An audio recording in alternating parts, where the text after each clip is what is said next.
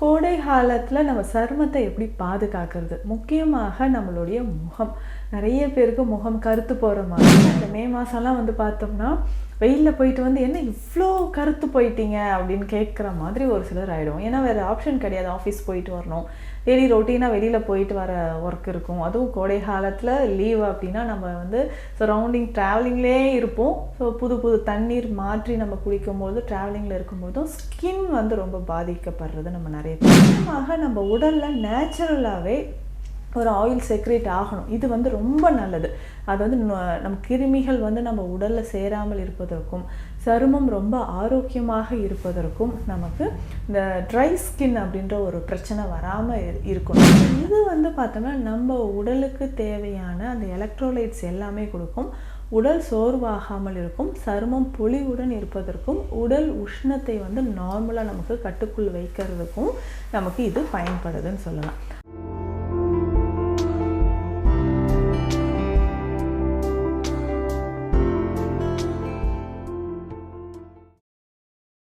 வரம் நேயர்களுக்கு வணக்கம். நான் டாக்டர் நித்யா, சித்தா ஃபிசிஷியன்.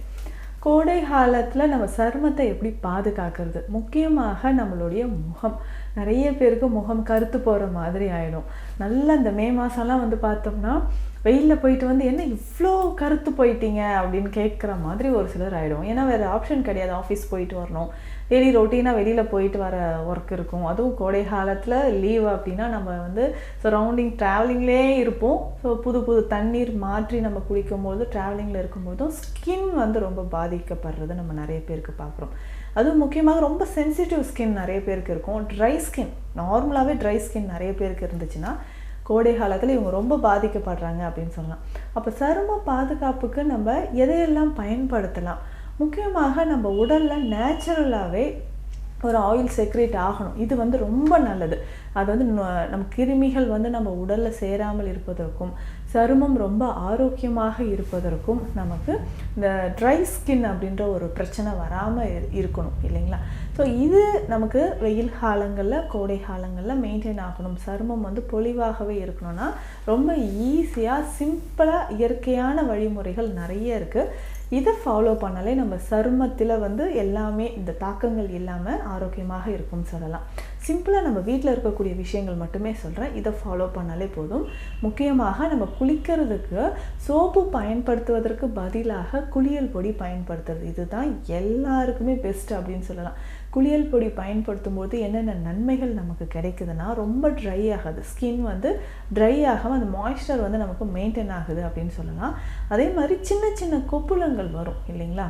கோடை காலங்களில் அதிகமான வியர்க்குரு, கொப்புளங்கள் வருது, சன் டேன் ஆகுது. வெளியில் போயிட்டு வந்த உடனே சருமம் கொஞ்சம் கருமை நிறத்தில் மாறுது அப்படின்னு சொல்லி வருத்தப்படக்கூடிய நபராக இருந்தீங்கன்னா, கட்டாயம் நம்ம வந்து குளியல் பொடி மட்டும்தான் பயன்படுத்தணும். இதில் என்னென்ன மூலிகைகள் சேர்த்துனா, பச்சை பயிறு முக்கியமான மூலிகை எடுத்துக்கணும். 1 கிலோ அளவுக்கு பச்சை பயிறு சேர்க்கிறோம்னா, இப்போ நான் சொல்லக்கூடிய மூலிகைகள் எல்லாமே 200 கிராம் சேர்த்தா போதும். அப்போ 1 கிலோ பச்சை பயிருக்கு இதில் என்னென்ன சேர்க்கணும் அப்படின்னா, ரோஜா இதழ்கள் நமக்கு 200 கிராம், நாட்டு ரோஜா இதழ்கள் இருக்குது இல்லைங்களா, 200 கிராம் சேர்க்கணும். ஸோ ரோஜா இதழ்கள் நம்ம பொடி நீங்கள் இதில் அரைக்கும் போது கூட கொஞ்சம் தனியாக எடுத்து வச்சுக்கலாம். ஏன்னா நம்ம சருமத்திற்கு வந்து அதிகமான பொலிவை தரக்கூடிய மூலிகைகளில் ரோஜா இதழ்களும் ஒன்று. ஸோ நாட்டு ரோஜா இதழ்களை தனியாக நம்ம எடுத்து வச்சுட்டு இதை பொடியாக பயன்படுத்தலாம். பாலில் கலந்து நம்ம முகத்தில் வந்து வாரம் ஒரு 2-3 முறை வெறும் ரோஜா இதழ்களோட பொடியை மட்டுமே பயன்படுத்தினாவே சருமம் ரொம்ப பொலிவாக இருக்கும். ஸோ இதில் நம்ம சேர்க்கும் போதும் வெறும் 200 கிராம் சேர்க்கலாம். அதே மாதிரி ஆவாரம் பூ 200 கிராம், ஆவாரம் பூ பொடி 200 கிராம் சேர்க்கணும். கோரைக்கிழங்கு, நன்னாரி, வெட்டி வேர், இது எல்லாமே 200 கிராம் இதில் சேர்த்துக்கணும். கருஞ்சீரகம், கார்போக அரிசி, இதுவுமே கருஞ்சீரகம், கார்போக அரிசிலாம் இந்த கோடை காலங்கள் அதிகமான வியர்வையினால் நமக்கு வரக்கூடிய பிரச்சனைகளை சரி செய்கிறதுக்கு நமக்கு பயன்படுது. ஸோ இதனோட பரங்கிப்பட்டை 200 கிராம், இதை எல்லாமே சேர்த்து நல்லா ஃபைன் பவுடர் ரெடி பண்ணிவிட்டு இதை குளியல் பொடியாக நம்ம பயன்படுத்தலாம். இதையே ஃபேஸ் பேக்காக கூட நம்ம பயன்படுத்திக்கலாம். வெளியில் போயிட்டு வரோம், முகத்தில் வந்து ரொம்ப சருமம் பொலிவிழந்து காணப்படுது அப்படின்னு சொன்னீங்கன்னா இதையே நம்ம வந்து பயன்படுத்தலாம். எப்படின்னா, நம்ம வந்து கொஞ்சம் பவுடர் எடுத்துகிட்டு இதில் கொஞ்சம் எலுமிச்சை சாறு கலந்தோ, ஒரு 2-3 துளிகள் தேன் கலந்து, கொஞ்சம் ரோஸ் வாட்டர் கலந்து முகத்தில் அப்ளை பண்ணிக்கலாம்.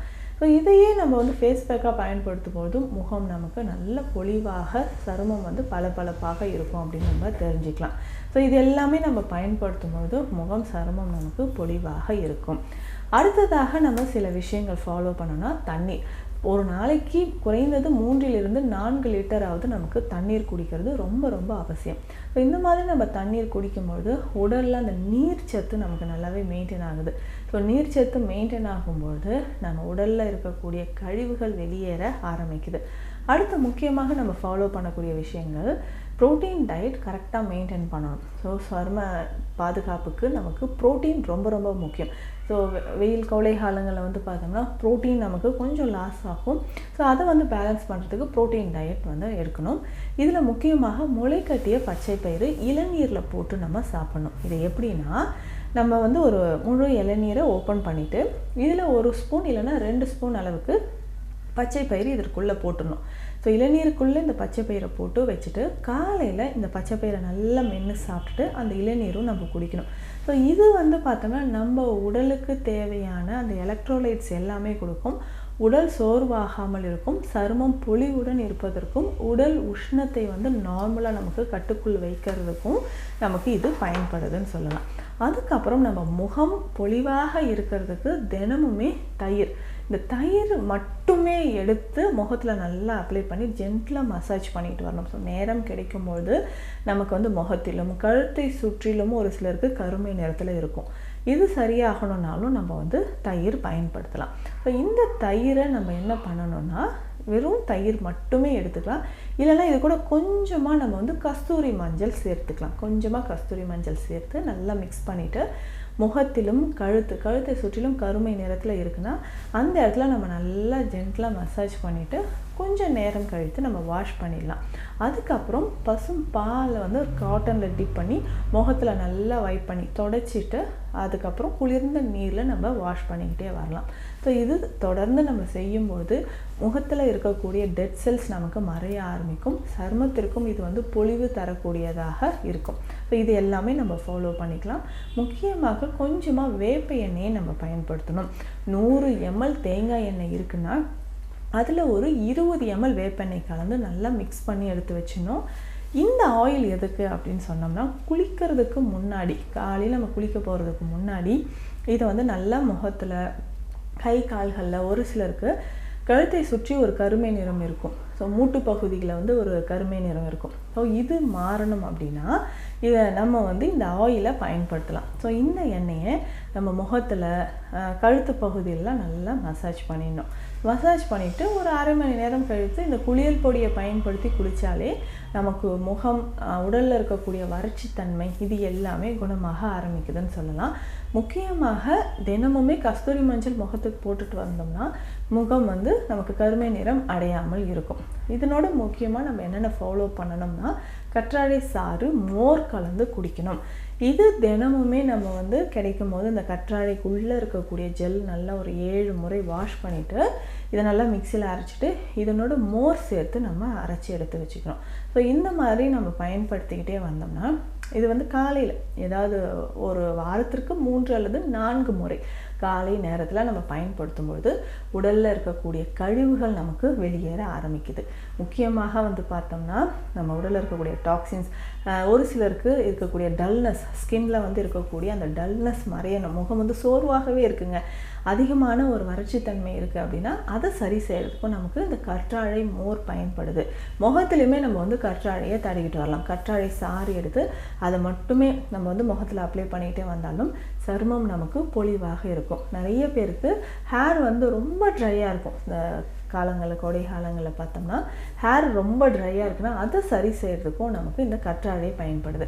ஸோ இந்த கற்றாழை ஜெல் மாதிரி எடுத்து நம்ம ஹேர்லேயும் அப்ளை பண்ணிவிட்டு ஃபேஸ், நம்மளுடைய முகம், கழுத்து, எங்கெல்லாம் கை பகுதிகளெலாம் நமக்கு வந்து கருமை நிறம் இருக்கோ அங்கெல்லாம் நம்ம அப்ளை பண்ணிட்டு வந்தோம்னா நம்ம வந்து கோடை காலங்களில் சருமம் ரொம்ப கருமை நிறம் அடையாமல் இருக்கிறத நம்ம பார்க்க முடியும். போதுமான அளவு தண்ணீர், நல்ல உறக்கம், உணவு முறைகளை நான் சொன்ன மாதிரி தினமும் ஏதாவது ஒரு பழச்சாறு நம்ம குடிக்கலாம். இல்லை இப்போ நீர்ச்சத்து இருக்கக்கூடிய பழங்கள் நிறையவே கிடைக்கும். தர்பூசணி, வெள்ளரி, முலாம்பழம் இது எல்லாமே நம்ம சாப்பிட்டுக்கலாம். தினமும் காலையில் கொஞ்சமாக இந்த உலர் திராட்சை நைட்டே ஊற வச்சுட்டு காலையில் அது தண்ணீரோடு சேர்த்து குடிச்சிட்டு வந்தாலும் சருமம் நமக்கு பொலிவாக இருக்கும். ஸோ இந்த பதிவில் நம்ம கோடை காலங்களில் சருமத்தை எப்படி பாதுகாக்கிறது, அதிகமான வியர்வை, சருமத்தில் வரக்கூடிய பிரச்சனைகளை எப்படி ஈஸியாக நம்ம ஹேண்டில் பண்ணலான்னு பார்த்தோம். இது தொடர்பாக ஏதாவது மருத்துவ ஆலோசனை தேவைப்பட்டால் ஸ்க்ரீனில் இருக்கிற நம்பருக்கு காண்டாக்ட் பண்ணுங்கள். நன்றி.